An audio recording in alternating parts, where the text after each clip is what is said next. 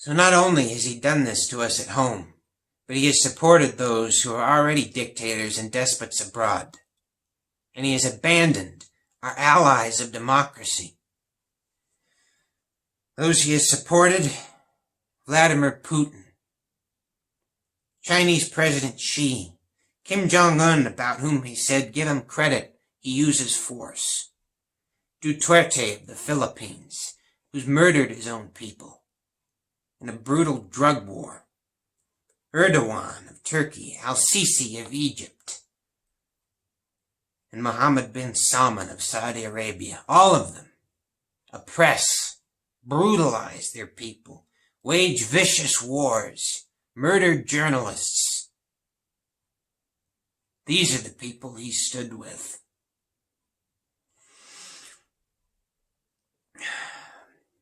You have to understand the effect that this has, the far-reaching effect into everyone's lives.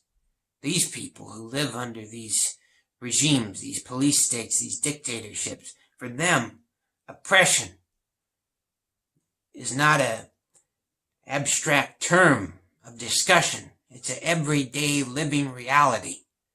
It's a parent who was murdered. It's a knock on the door at night because someone reported them for casually criticizing those in power. It's their family farm seized. It's a violation of their very souls. And yes, of course, any despotic regime always results in the furtherance of the very problems we discussed earlier.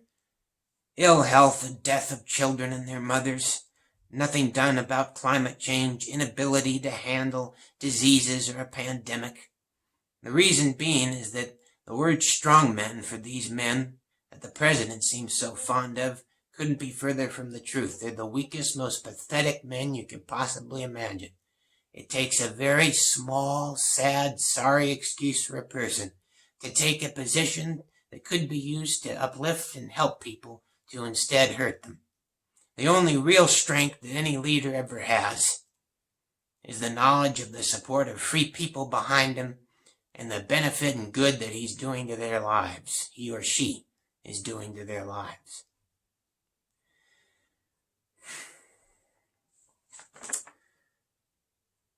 Across the world, from Belarus to Lebanon to Mozambique to Kenya, democracy is on the line. We're meant to be the most shining example and defender of democracy that there is, and we've abandoned that.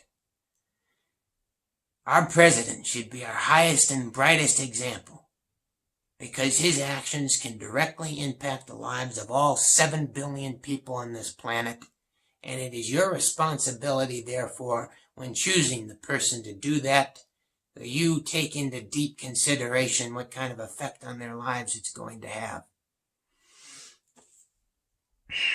But not only has he supported them with his words, he supported them with his direct actions.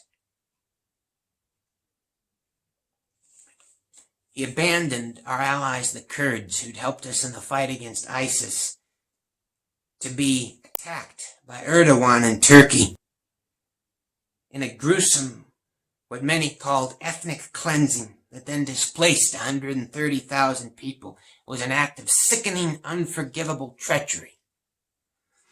Saudi Arabia has waged a brutal war on Yemen, killing children, killing innocent people, bombing them to oblivion in a horrific crime against humanity. And what has Donald Trump done? He's provided them with arms to continue doing it. He honored them with his first trip as President of the United States.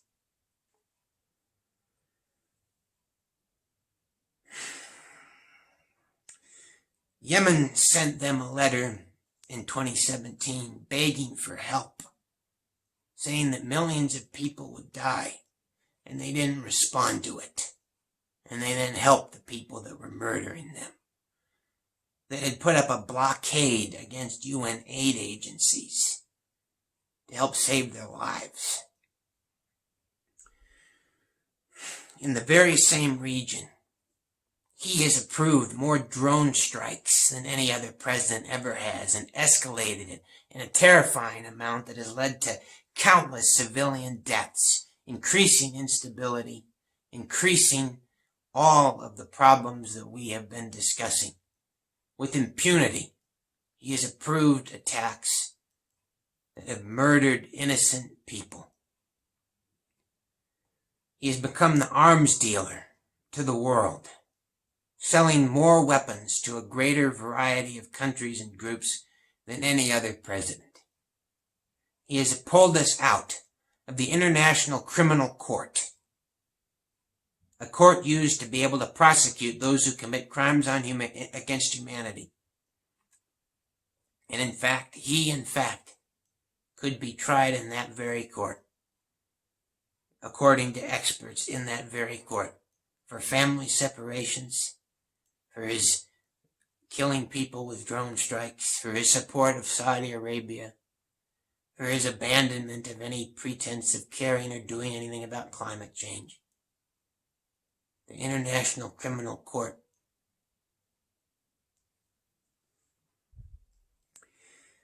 And that brings me, finally, on this issue, talking of violence and bombs, to the deepest responsibility that a president has, our president has, that he shouldn't have, mind you, the ability to use nuclear weapons. The most awful, horrific weapon known to man is in the hands of Donald Trump. And what has he said or done on such a most vital of issue? He said that he might use a nuclear bomb in the Middle East. He said that the minimum, I want them to think I'll use it. He said he couldn't rule out using them anywhere else, including Europe, because, quote, Europe is a big place. He's built up the nuclear arsenal more than any president since the Cold War ended. He wants nuclear testing. He's pulled out of a treaty with Russia that Ronald Reagan and Mikhail Gorbachev signed to limit nuclear weapons. And most vividly of all, he brought us to the very brink of nuclear war with his fire and fury statements, completely unnecessary and inflammatory, to North Korea. The bulletin of atomic scientists set their doomsday clock closer to midnight under Donald Trump than at any time since 1953. Beyond all this, just consider to yourself, do you want someone who's so impulsive, constantly, every single day, who makes decisions at the snap of a finger, to be in control of the most destructive power in the history of humanity? Do you want someone who is never peaceful to have that power? Peace flows from within. Peace flows from self-control. Quite obviously, he has no self-control. And if you have no control over yourself, how are you fit to have control over anything else, let alone nuclear bombs?